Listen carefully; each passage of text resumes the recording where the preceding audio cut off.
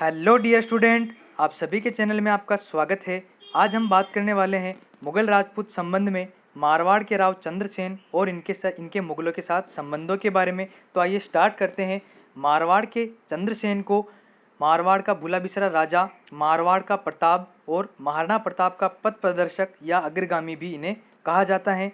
आइए स्टार्ट करते हैं। मारवाड़ के जो राजा थे मालदेव, इन्हीं के पुत्र थे चंद्रसेन। मालदेव के 6 पुत्र थे।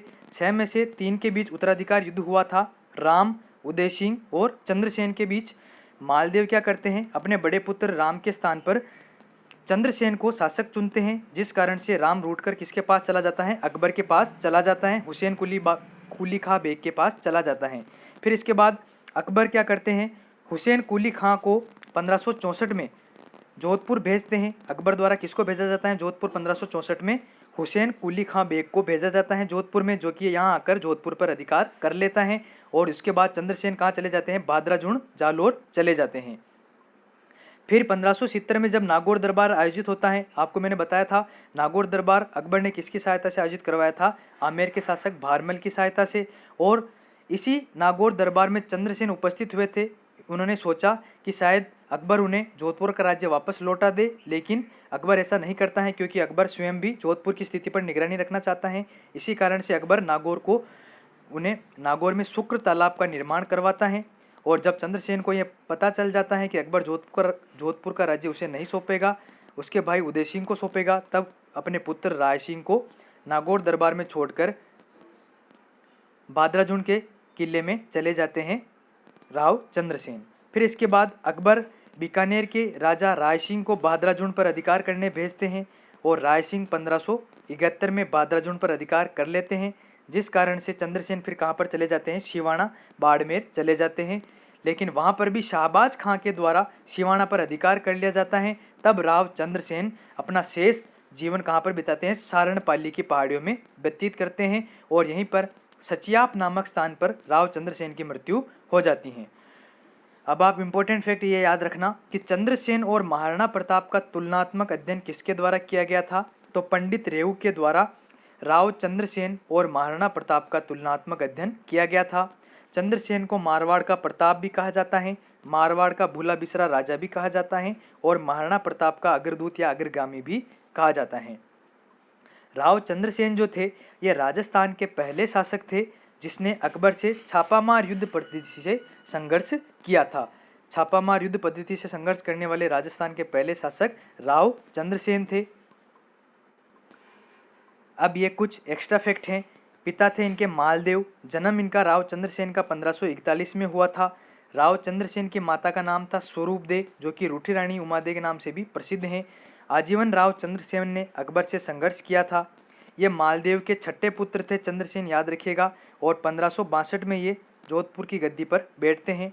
इस समय चंद्रसेन के 3 बड़े भाइयों में सबसे बड़े भाई राम सिंह अपनी जागीर गुंदोच में होते हैं, दूसरे भाई रायमल सिवाना में, तथा तीसरे भाई उदय सिंह फलोदी में होते हैं। चंद्रसेन के राज्यारोहण से असंतुष्ट सामंतों द्वारा चंद्रसेन के भाइयों में कलह उत्पन्न कर दी जाती है, जिसके कारण युद्ध होता है लोहावट का युद्ध, जो कि चंद्रसेन और भाई उदय सिंह में होता है, जिसमें चंद्रसेन की विजय होती है। फिर 1563 में चंद्रसेन अपने भाई राम सिंह पर आक्रमण करते हैं, और राम सिंह अपनी पराजय होती देखकर नागौर के शाही हकीम हुसैन कुली बेग के पास चला जाता है, और अकबर जो होता है वो चंद्रसेन और उसके भाइयों की कलह का लाभ उठाते हैं, और अकबर द्वारा नागौर में अपने हाकिम हुसैन कुली बेग को राव चंद्रसेन पर आक्रमण करके जोधपुर का किला छीनने का आदेश देते हैं। और युद्ध के दौरान राव चंद्रसेन कहाँ चले जाते हैं, अपने परिवार सहित बादराजुन की तरफ चले जाते हैं। 1564 में जोधपुर किले पर मुगल सेना का अधिकार हो जाता है, और अकबर द्वारा नागौर दरबार आयोजित किया जाता है 1570 में आमेर के शासक भारमल की सहायता से। इसका उद्देश्य क्या था नागौर दरबार का, कि राजस्थान के राजाओं को अपनी अधीनता स्वीकार करवाना। चंद्रसेन नागौर दरबार तो आते हैं, लेकिन अधीनता स्वीकार नहीं करते हैं। अकबर द्वारा नागौर में शुक्र तालाब का निर्माण करवाया जाता है। अकबर बीकानेर के राय सिंह को चंद्रसेन के विरुद्ध भेजते हैं, और राय सिंह को जोधपुर का प्रबंधक बनाते हैं, जहां राय सिंह 3 वर्षों तक रहते हैं, 1571 से 1574 के दरमियान। फिर इसके बाद चंद्रसेन सिवाना की पहाड़ियों को अपना केंद्र बनाते हैं, और इनका एक सेनापति होता है, चंद्रसेन का सेनापति राठौड़ पत्ता। सारण के पर्वतों पाली में चंद्रसेन के संघर्ष करते करते मृत्यु हो जाती है और सारण पाली में ही चंद्रसेन की 5 स्त्रियों के साथ मूर्ति बनी हुई है। राव चंद्रसेन जो थे ये ऐसे पहले राजस्थानी शासक थे जिसने मुगल विरोधी अभियान को पूरी गंभीरता से प्रारंभ किया था और चंद्रसेन ऐसे पहले राजपूत शासक थे जिन्होंने रणनीति में दुर्ग के स्थान पर जंगल और पहाड़ी क्षेत्र को अधिक महत्व दिया था। याद रखना, महाराणा प्रताप से पहले आए थे चंद्रसेन, कंफ्यूज मत होना अगर क्वेश्चन आ जाए कि राजस्थान के पहले राजपूत शासक जिन्होंने रणनीति में दुर्ग के स्थान पर जंगल और पहाड़ी क्षेत्र को अधिक महत्व दिया था तो वो कौन थे? राव चंद्रसेन। खुले युद्ध के स्थान पर छापामार प्रणाली का महत्व स्थापित करने में कौन थे सबसे पहले राजा? राणा उदय सिंह। और उसके बाद कौन थे? चंद्रसेन, याद रखिएगा। फिर इसके बाद आता है सिवाना पर मुगल आक्रमण हुआ था 1574 में और जिस समय सोजत पर मुगल आक्रमण हुआ था उस समय वहां का शासक था कल्ला जो कि चंद्रसेन का पक्षधर था और सिवाना पर दूसरी बार घेरा डाला था मुगलों ने।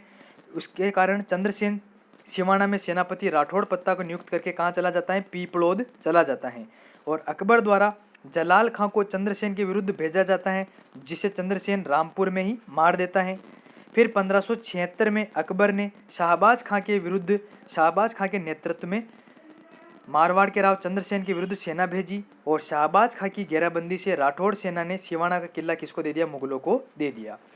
चंद्रसेन मुगलों से संघर्ष करने के लिए धन की आवश्यकता होती है चंद्रसेन को, अतः वो क्या करते हैं? पोकरण का किला जो है भाटी शासकों को दे देते हैं और उस समय पोकरण के किले का किलेदार कौन होता है? आनंद राम पंचोली। अकबर द्वारा सोजत पाली को खालसा राज्य घोषित कर देने के कारण मारवाड़ के राठौड़ सरदार क्रोधित हो जाते हैं और सारण के पहाड़ों में चंद्रसेन के पक्ष में आ जाते हैं।